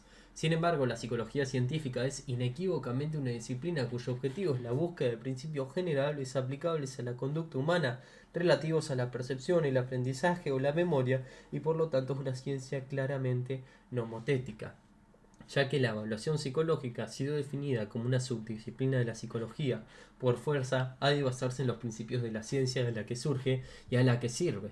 Es más, su objetivo consiste precisamente en el análisis de cómo se cumplen y organizan los principios y procesos psicológicos basados en un sujeto específico. Ahora bien, esto quiere decir que su objeto fundamental reside en el caso concreto o, en otros términos, en un ente individual. Si tomáramos el término ideográfico en su sentido etimológico como aquello referido a lo individual o particular y no en una concepción filosófica, la evaluación psicológica podría ser calificada de disciplina ideográfica. Por eso resulta perfectamente compatible una evaluación ideográfica en la que se analiza en cada sujeto los aspectos específicos relevantes como una ciencia nomotética de la psicología. En otras palabras, los principios generales de la psicología no solo nos permiten formular hipótesis en relación con nuestro caso particular, pero nuestro objetivo práctico está en la evaluación de ese sujeto en concreto. En primer lugar, nuestro objeto de conocimiento es un sujeto individual o específico o un grupo de sujetos y por lo tanto es ideográfico. En segundo lugar, nuestra base de conocimiento es nomotética, como así es la ciencia psicológica. Por lo que se refiere a las variables y constructos que utilizamos, estos están seleccionados desde un banco de constructos psicológicos, del que se escogerán aquellos que son más relevantes para el caso individual. Por tanto, son elegidos ideográficamente, pero también podrán seleccionarse en un concreto caso constructos que sean relevantes solo para ese caso. Finalmente, por lo que se refiere a las técnicas, test o instrumentos utilizados, estos serán normativos, como por ejemplo la escala de Wechsler para la medida de la inteligencia, o bien específicos, como el autorregistro o la entrevista. En resumen, con el fin de avanzar una síntesis sobre esta polémica, reproduciremos lo dicho en otro lugar y podríamos concluir lo siguiente. Los objetivos de evaluación son fundamentalmente ideográficos, en el sentido que estos se centran en el estudio científico del comportamiento de un sujeto. Nuestra disciplina se basa en los hallazgos de una disciplina nomotética y por lo tanto en los resultados establecidos en diseños de grupos para los distintos hechos psicológicos. Las variables son seleccionadas en cada caso en función de objetivos y la demanda, por lo que existe una selección ideográfica de entre un conjunto de conceptos o incluso pueden ser totalmente ideográficos. Los métodos utilizados en evaluación son tanto nomotéticos como ideográficos y se ajustan a cada una de las variables que han de ser estudiadas en el caso a caso. No obstante, esos métodos han de presentar ciertas determinadas cualidades que preceden de la metodología psicológica nomotéctica. Ahora vamos a lo cualitativo versus lo cuantitativo. Tanto el análisis de los métodos básicos como de las técnicas utilizadas en los modelos estudiados conducen a una dicotomía, hallada también por Cohen en el análisis de la teoría psicológica, entre los que podríamos llamar cualitativo frente a cuantitativo. Con respecto a la evaluación desde el enfoque cualitativo, representado esencialmente por modelos dinámicos y constructivistas, se trata de realizar un análisis global y comprensivo del sujeto en examen, mientras que la aproximación más cuantitativa, representada esencialmente por el modelo de rasgo, se exige la medición de respuestas del sujeto ante situaciones estandarizadas como la elaboración sea mecánica. Las características de este enfoque cualitativo estarán fuertemente en relación al énfasis de la libertad del juicio profesional y en las combinaciones o elaboraciones que este profesional utilice. Así se propugna libertad de la elección de las situaciones de examen, en la forma de recopilar datos, en el procesamiento de estos, en la asignación de pesos a los distintos indicadores y en la comunicación de resultados. Por otro lado, en el enfoque cuantitativo se plantea una serie de normas a saber: utilización de muestras de conductas semejantes para todos los sujetos, usos de test estandarizados o instrumentos tipificados, recogidas de información igual para todos los sujetos, ponderación y elevación mecánica de datos y procedimientos uniformes de comunicación de resultados. Sin embargo, estos elementos esenciales en la polémica cualitativo-cuantitativo no agotan la realidad. Por lo tanto, existen 4 argumentos fundamentales para que ahondemos esta polémica en cuestión. Primero, lo artificial de la misma, por cuanto la mayor parte de los psicólogos que realizan una evaluación utilizan datos cualitativos y cuantitativos. Así como hemos dicho, el tipo de evento a examen puede ser máximamente cualitativo, subjetivo o interno, como por ejemplo una atribución, un sentimiento, una imagen, u objetivo externo, por ejemplo un evento manifiesto de cualquier tipo. Así, también el procedimiento de recogida de información puede ser altamente cualitativo, como por ejemplo un diario o un documento personal, o cuantitativo, por ejemplo una puntuación numérica procedente de un registro mecánico. Por otra parte, el tipo de manipulación al que el evaluador somete los datos recogidos puede ser fundamentalmente cualitativo, como ocurre en análisis de contenido, o cuantitativo cuando se procesen estadísticamente los datos. Finalmente, de los resultados obtenidos, el evaluador puede realizar combinaciones cualitativas de un alto nivel de abstracción o bien limitarse estrictamente a datos cuantitativos. Las combinaciones entre estas 4 fuentes de variación con sus distintos grados pueden producir innumerables alternativas, lo que diluye la propia polaridad de esta doble alternativa. En segundo lugar, el subjetivismo a todo lo largo de la exploración, tope máximo del polo cualitativo, tan solo lo podemos encontrar en el enfoque constructivista, y como señala Neimenger, los instrumentos elaborados desde este enfoque pueden verse completados con los del enfoque objetivo. Tercero, las dificultades que entraña la utilización de tablas actuariales hacen que los niveles de exigencia de las predicciones estadísticas sean prácticamente inalcanzables. Sería exigible que estas tablas presentaran conductas claramente descritas procedentes de los mismos instrumentos, establecidas mediante estudios de validación cruzada y en poblaciones correspondientes al caso que nos ocupe. Desde luego, como señala Silva, todas estas garantías no se encuentran presentes en las tablas estadísticas en uso. En cuarto lugar, los avances metodológicos realizados en torno al estudio del caso único permiten mayor rigor y control experimental junto con la utilización de datos cualitativos, del mismo modo que los diversos sistemas expertos desarrollados para el diagnóstico psicológico demuestran la posibilidad de introducir datos cualitativos en heurísticos computacionales. Bien.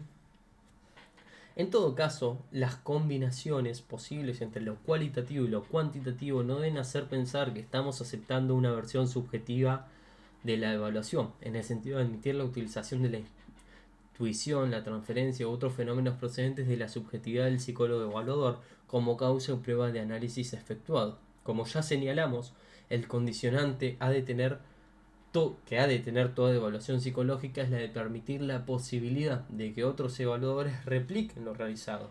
Esta garantía debe atenderse a cualquier trabajo que quiera ser considerado científico, y desde luego en la evaluación psicológica. Hablemos ahora de la evaluación tradicional versus la evaluación conductual.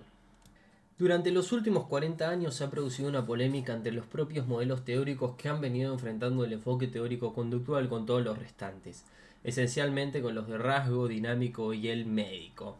Parte de esta polémica se puede extraer de nuestra discusión entre distintos modelos. Los aspectos enfrentados en esta polémica aparecen en un cuadro cuyo no voy a poner, pero bueno, si quieren leerlo remitan a esta bibliografía que pueden encontrar en internet.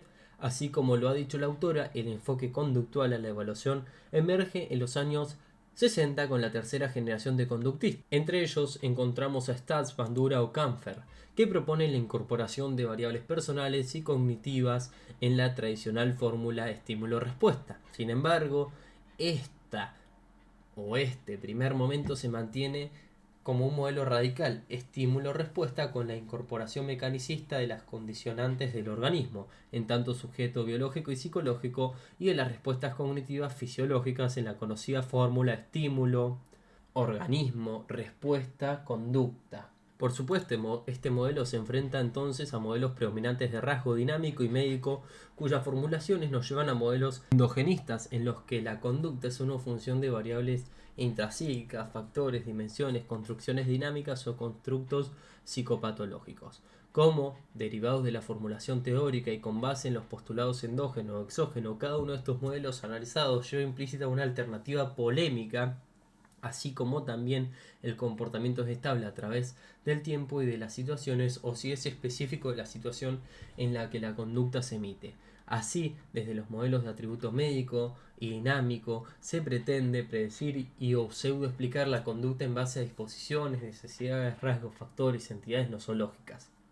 Se supone que estas estructuras internas se han ido constituyendo a lo largo de la vida del sujeto, o en las primeras edades, permaneciendo ancladas a él y dando lugar a la personalidad. La supuesta base de tales atributos depende de los distintos autores. Para algunos, como Einstein, Claridge, Janet, se han desarrollado a partir de variables genéticas, constitucionales o fisiológicas. Según otros, se deben a la interacción del organismo y medio, como Alport y Cattell. Lo más importante es que tales estructuras dan estabilidad al comportamiento, tanto a través del tiempo como a través de las situaciones. En el polo opuesto, los psicólogos partidarios del modelo conductual radical, al explicar la conducta en función exclusivamente de estímulos externos, sostienen que el comportamiento es específico y depende de la situación en la que se halla el sujeto. Esta polémica va desapareciendo poco a poco, entre otras cosas porque la evaluación conductual va también poco a poco aceptando la importancia de las variables de la persona, considerándolas como repertorios básicos de conducta, con poder causal y también con posibilidad de ser manipulados mediante técnicas de tratamiento.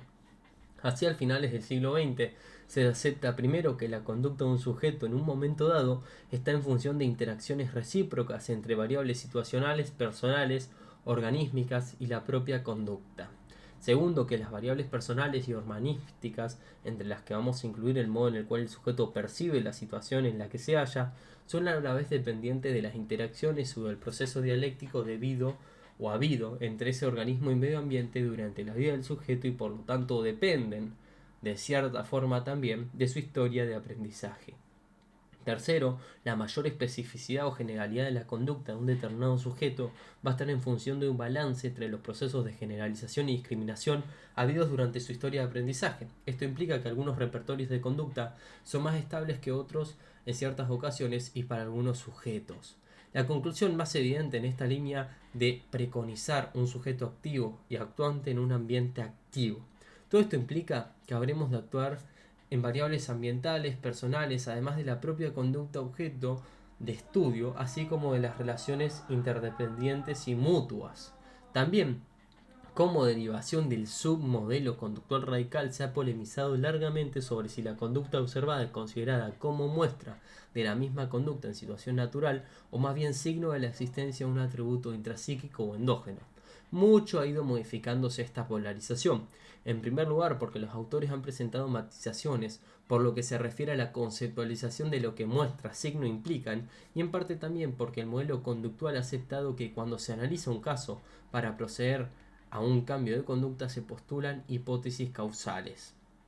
De ahí que necesariamente la evaluación conductual tenga en cuenta la conducta desde el nivel de muestra y correlato, cuando está siendo observado describiendo la conducta objeto de estudio, al comportamiento como signo y como teoría, cuando es tomado el comportamiento como un repertorio básico de conducta y considerado que está funcionalmente relacionado con la conducta problema, estableciendo técnicas de tratamiento pertinentes. Lo más importante acá es señalar que, en cualquier caso, la evaluación conductual establece hipótesis causales que contrasta y valora mediante técnicas experimentales, pero la polémica sostenida entre la evaluación conductual y la llamada tradicional ha abarcado también técnicas de evaluación. El modelo conductual emerge con una dura crítica a la utilización de la introspección propia de los autoinformes típicas de los cuestionarios con los que se evalúan las variables personales. A este método se opuso la observación sistemática de la conducta manifiesta como método propio y prioritario de la evaluación conductual. Es fácilmente comprensible que una vez que se acepta el comportamiento cognitivo y psicofisiológico como unidades de análisis y no está reducido al estudio de la conducta motora, los autoinformes como registros psicofisiológicos han de ser introducidos también en lo que llamamos el modelo conductual. Los test estandarizados referidos a normas fueron desde un principio fuertemente criticados por el modelo conductual por tres razones, dos de las cuales ya hemos comentado. En primer lugar, porque las respuestas ante tales test eran tomadas como signos de las variables objetos de examen. En segundo lugar, porque gran parte de ellos utilizaban la introspección necesaria a la hora de complementar los autoinformes, pero también porque la evaluación conductual no requería de comparaciones interindividuales o normativas, sino tan solo intraindividuales con el fin de ver los cambios conductuales tras un tratamiento. En otras palabras, lo que importa en la evaluación conductual es hallar las conductas problemáticas del sujeto mediante inventarios de conducta y una vez seleccionadas proceder en la manipulación y posteriormente verificar si se han producido diferencias intrasujeto en el sentido esperado.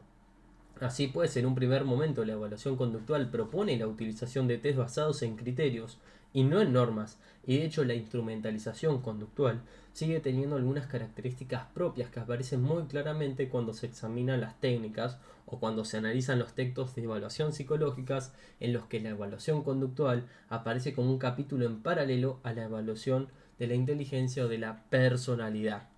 Finalmente, una última crítica de la evaluación conductual a los modelos tradicionales ha sido la utilización del diagnóstico sin una base etiológica. Así, los evaluadores conductuales consideraban la clasificación como inservible o inútil cuando sus objetivos son esencialmente los del cambio de conducta y con ello la valoración del tratamiento. En otras palabras, un diagnóstico no sirve para controlar la conducta. Esta extensión es matizada cuando se utiliza el diagnóstico con el objetivo de la comunicación interprofesional, así comúnmente aceptado que la evaluación para el cambio es uno de los atributos que distinguen al modelo conductual frente al modelo de atributo y el médico. En resumen, a lo largo de los últimos 40 años ha habido una fuerte polémica entre la evaluación conductual y los llamados modelos tradicionales, polémica que se ha visto poco a poco reducida, sino eliminada, en la medida en que la evaluación conductual ha ido o ha sido integrada también en la evaluación psicológica, como así se ha puesto de relieve en los últimos textos elaborados por psicólogos conductuales como tradicionales. Vamos ahora con una síntesis conceptual. Hasta este momento del encuentro, los modelos, teorías o aproximaciones teóricas sirven de base para una evaluación psicológica, así como las alternativas polémicas más importantes que se han suscitado. Hemos visto cómo los marcos teóricos difieren entre sí en una serie de aspectos, sea formulación explicativa, variables o unidades de evaluación que se proponen, métodos, técnicas, niveles de inferencia, objetivos y ámbitos de aplicación, y así también se han examinado tres de las más grandes polémicas discutidas en el entorno de la evaluación psicológica. Hemos visto que tales extremos polémicos están muy matizados y no aparecen en la actualidad con virulencia de antaño. Por otra parte, también hemos visto que los distintos modelos son más o menos útiles según los objetivos de evaluación y el contexto de aplicación. Todo esto tiene su lógica, ya que el análisis racional de la mayor parte de los modelos presentados hace pensar que cada uno estaría más indicado por determinados objetivos aplicados y específicos en distintos contextos. Por ejemplo, si pretendemos realizar una orientación o selección profesional, el modelo que va a ser más eficaz va a ser el del atributo. Así también, si pretendemos comunicarnos con otros profesionales en el ámbito de la clínica, vamos a tener que adoptar, aunque sea solo para clasificación y diagnóstico, el modelo médico.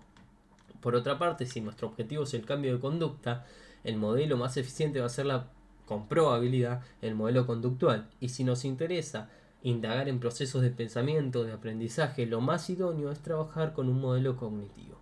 Finalmente, algunos modelos han desarrollado una tecnología que en tanto en cuanto haya probado su valor en la descripción del comportamiento, podría ser utilizada independientemente de las asunciones teóricas, por ejemplo la tecnología constructivista subjetiva o la tecnología proyectiva. El relativismo que esta postura conlleva procede, no cabe duda, de un estado preparadigmático de la ciencia psicológica que no es bien recibido por los teóricos y epistemólogos de la psicología por la cantidad de riesgos que reporta al no poder asumir ciertos requisitos comunes que den una consistencia y un rigor a las distintas conceptualizaciones utilizadas e incluso al potenciar una posición en la que todo pudiera servir. Sin embargo, nuestra propuesta es que cualquier evaluación psicológica siempre requiere un rigor metodológico, una congruencia y una compatibilidad conceptual. Ahora bien, ¿cómo lograr esto? A lo largo de los años hemos tratado de realizar una labor de integración y síntesis. Así hemos tratado de sintetizar a través de la teoría general de los sistemas los distintos niveles de complejidad que deben estar presentes en una evaluación psicológica, partiendo de la consideración de tres sistemas: el sistema biológico, el sistema conductual y personal y el sistema socioambiental. Así también, desde una perspectiva metodológica, veremos en otros capítulos o en otros encuentros la compatibilidad entre un análisis descriptivo y un análisis interventivo valorativo, que en algunos lugares son llamados respectivamente sistémico molar y funcional sincrónico. Con base a todo lo dicho hasta acá, a la hora de realizar una particular evaluación psicológica, un sujeto, el evaluador va a tener que tener en cuenta distintos grupos de variables, que ahora vamos a hablar de ellas. Primero, el o los comportamientos objetos de estudio. La evaluación psicológica tiene por objeto el estudio del comportamiento del sujeto en evaluación. Este comportamiento tiene que ser estudiado a los niveles de complejidad requeridos, como partimos de que la conducta ha de entenderse tanto de lo que hace un sujeto, ejecuciones, como lo que piensa, siente o experimenta. Es comúnmente admitido que la conducta presenta tres modalidades distintas: la conducta motora, toda aquella manifestación externa que implica actividades diferenciales, externamente observables, como caminar, mirar, saludar, llorar; la conducta cognitiva, que es todo aquello que piensa o experimenta el sujeto, si se siente triste, alegre, si piensa que lo persiguen, qué automensajes emite al realizar una tarea; y la conducta psicofisiológica, que comprende actividades del sistema nervioso, por ejemplo, tasa cardíaca o presión arterial. En todo caso, lo importante acá va a ser resaltar que el evaluador debe lograr especificar el comportamiento objeto de estudio, a partir de esos tres componentes o modalidades del comportamiento. El psicólogo, partiendo de una determinada teoría, puede estar interesado en evaluar procesos o estructuras internas, las cuales también pueden ser nuestro objeto de estudio, pero que englobamos en un conjunto de unidades de evaluación o variables de mucha mayor complejidad, como condiciones personales. Después, las condiciones personales. La predicción y explicación de comportamientos mediante análisis y especificación de una serie de variables de la persona o de la personalidad es una constante que en la mayoría de los modelos presentados, como hemos visto, ha sido controvertido de enfoques situacionistas o conductistas. Sin embargo, es común o de común acuerdo que los seres humanos cuentan con una serie de competencias, habilidades, destrezas o atributos psicológicos que son ciertamente estables y que pueden ser entendidos como disposiciones de respuestas o repertorios básicos de conducta. Así, por ejemplo, si una persona es más o menos inteligente, tiene un mayor o menor autocontrol o mayor o menor nivel de ansiedad, serán condiciones personales que habrá que indagar si procede según el caso.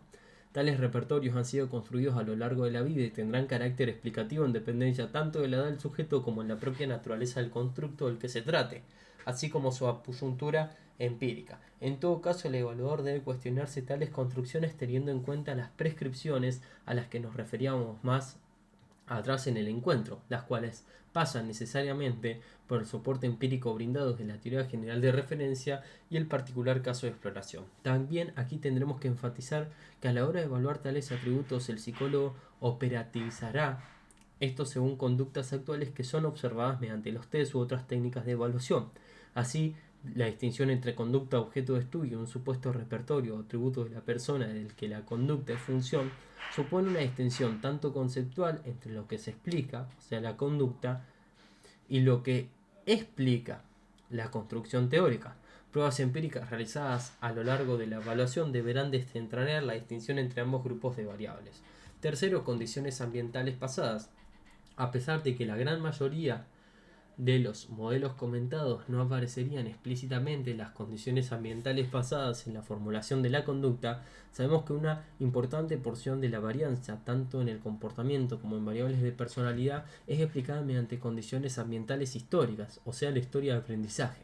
Así, en los casos en los que sea preciso, el evaluador debe recabar información mediante entrevistas realizadas al sujeto y allegados, como a través de informes técnicos, registros u otros dispositivos en la medida no reactivos de todas aquellas condiciones ambientales consideradas relevantes en la crianza, educación, desarrollos producidos en los distintos contextos: familiar, escolar, social, laboral, físico.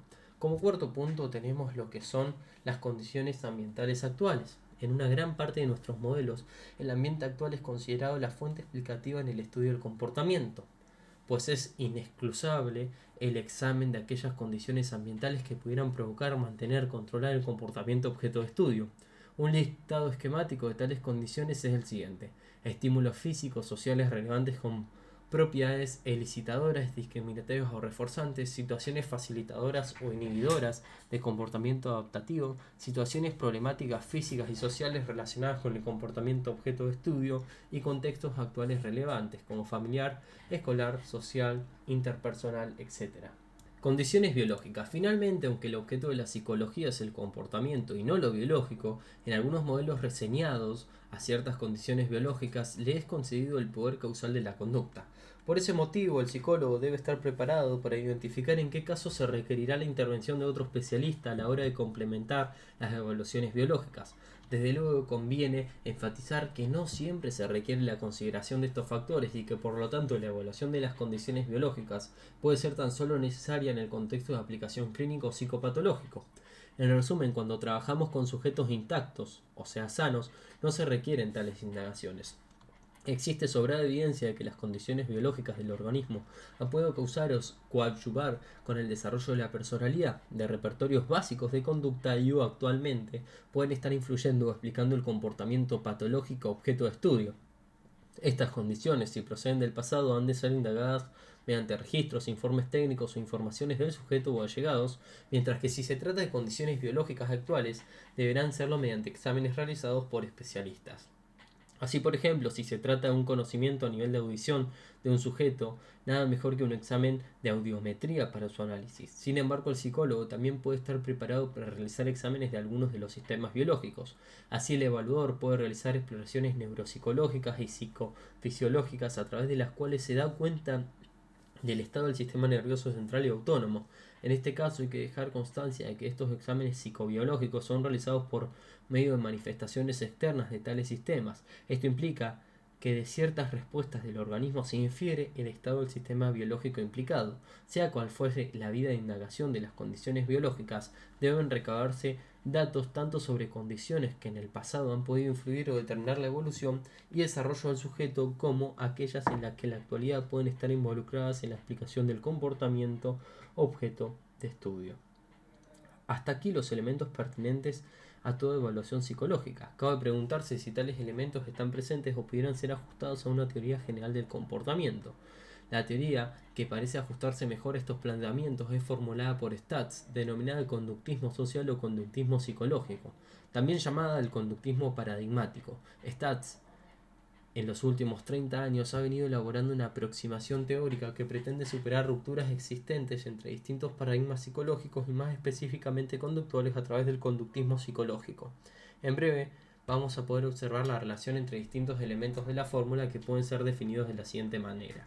E1, condiciones ambientales históricas, responsables de cierto aprendizaje y constitución de la personalidad, como un ambiente poco estimulante, que puede enaltecer los procesos de aprendizaje de lectura y escritura, condiciones biológicas históricas, potencialmente responsables en repertorios básicos de conducta, como la trisomía cromosomática propia del síndrome de Down, que afecta el aprendizaje de múltiples comportamientos complejos, los repertorios básicos de conductas o variables estables de las personas, entendida como complejas constelaciones de conducta, tanto cognitivas, lingüísticas, emocionales, motivacionales, sensomotores instauradas a través del aprendizaje acumulativo jerárquico y que se formulan como vía para definir operativamente la personalidad o cualquier otra variable estable. Los RBC o repertorios básicos de conducta son producto de la interacción entre condiciones ambientales históricas y variables biológicas del propio organismo. Bien, a lo largo de la historia de ese sujeto, para poder explicar el comportamiento del objeto de estudio. Después tenemos las condiciones biológicas actuales que pueden afectar en el presente o los que ya han aprendido repertorios básicos de conducta. Por ejemplo, un traumatismo craneal puede ser una condición biológica que perturbe repertorios cognitivos lingüísticos ya aprendidos. E2, condiciones ambientales actuales que pueden estar provocando, controlando, manteniendo las conductas objetos de estudio. Por ejemplo, la atención de la maestra puede estar manteniendo el comportamiento hiperactivo de un niño. Las condiciones biológicas actuales que pueden inferir en la recepción de las condiciones ambientales actuales. Por ejemplo, un déficit auditivo puede estar impidiendo al sujeto la percepción de la estimulación reforzante. Y en tipo C tenemos las variables conductuales objeto de estudios. Básicamente, para poder comprender este modelo conviene aclarar lo siguiente: que vean Stats, que lo busquen y que tengan en cuenta los siguientes puntos. Primero, que el modelo procede de las ciencias básicas y se sustenta en la existencia de principios básicos de aprendizaje complementados por un principio acumulativo jerárquico que establece fundamentos de aprendizaje complejos que ocurren históricamente. Y por último, la teoría ARD, a través de la cual establece las propiedades estimulares, elicitantes, discriminativos, reforzantes, y desde que se analizan unifactorialmente los principios de aprendizaje. Este modelo mantiene en el eje horizontal, longitudinal e histórico la prescripción de un análisis molar diacrónico en el sentido que tiene en cuenta condiciones históricas tanto ambientales como biológicas como las variables personales del sujeto entendidas como repertorios de conducta. El modelo entonces contempla también un eje transversal que prescribe un análisis funcional o sincrónico en el que se contemplan las relaciones funcionales entre las condiciones ambientales actuales y las conductas objeto de estudio, como también condiciones biológicas que pudieran afectar bien la percepción de tales estímulos o bien los repertorios básicos de conducta. Pero decíamos que el modelo teórico elegido debería requerir también aquellas especificaciones metódicas que sirvieran de guía a la hora de seleccionar las variables relevantes. Así el conductismo psicológico a la hora de considerar variables de la persona o repertorios básicos de conducta exigen que se presenten los siguientes requisitos: que estén adecuadamente operacionalizadas, que reúnan pruebas procedentes de la psicología básica como han sido conformadas desde el objetivo modificador de cambio, que existan adecuadas técnicas de manipulación y control de los conceptos, y por último que también tengamos pruebas de la relación estable de la conducta objeto de estudio. Estos criterios van a servirnos como guía a la hora de seleccionar potencialmente variables responsables de conducta y también de estudio. Las aportaciones de este modelo en su aplicación a la evaluación psicológica son los siguientes. Primero, da cuenta cabal del comportamiento objeto de estudio, los niveles de complejidad necesarios como de las variables relevantes, tanto personales, ambientales y biológicas, que lo explican, controlan o mantienen. Segundo, supera los planteamientos teóricos que han sido competitivos en el tiempo, como modelos tradicionales de rasgo o médico frente a los conductuales o que rigen en los eventos cognitivos o internos. Tercero, permite una conceptualización en la que se da cabida a distintos objetos de evaluación psicológica, es decir, la descripción, clasificación, predicción, explicación y o control. Cuarto, supera algunos de los extremos polémicos comentados en el apartado anterior. Puesto que se trata de una mera introducción de este modelo de síntesis o integración, no es el momento de poder profundizar en las particularidades de cada uno de los elementos o grupos de variables relevantes del modelo. El lector, o en este caso escucha interesado, deberá consultar distintos trabajos que desarrollan en STATS. Desde luego, no se trata de afirmar que proponemos un modelo que resuelve todos los problemas de evaluación psicológica, ni mucho menos los de la psicología. Dicho modelo presentado pretende servir de marco teórico que con valor heurístico permite, eso sí, contemplar todas las variables relevantes del comportamiento objeto de estudio. En definitiva, cualquier evaluación psicológica en la que se efectúe un estudio diacrónico, histórico o molar de las condiciones ambientales, geológicas y personales, y que realice también un análisis transversal sincrónico de las potencialidades variables ambientales o personales funcionalmente relacionadas con las conductas objeto de estudio, todo ello guiado por el aval empírico procedente de la ciencia básica o distintas teorías sobre el caso y llevado a cabo con rigor, será, no cabe duda, una adecuada evaluación psicológica. En función de toda esta hora 40, la evaluación psicológica queda definida como aquella disciplina de la psicología que se ocupa del estudio científico del comportamiento humano, en los niveles de complejidad necesarios de un sujeto o un grupo especificado de sujetos con el fin de describir, clasificar y predecir, y en su caso explicar y controlar tal conducta. Hasta aquí el modelo que ha de dirigir la evaluación psicológica a un sujeto, ya que este es el objeto prioritario de nuestra disciplina. Ahora bien, conviene recordar que la evaluación puede dirigirse también a concretos grupos humanos, contextos, programas e intervenciones. Estos nuevos campos de aplicación de la evaluación psicológica presentan características específicas, como es lógico, y ello no es aplicable al modelo al que hemos venido refiriendo en este último apartado. Muchas gracias.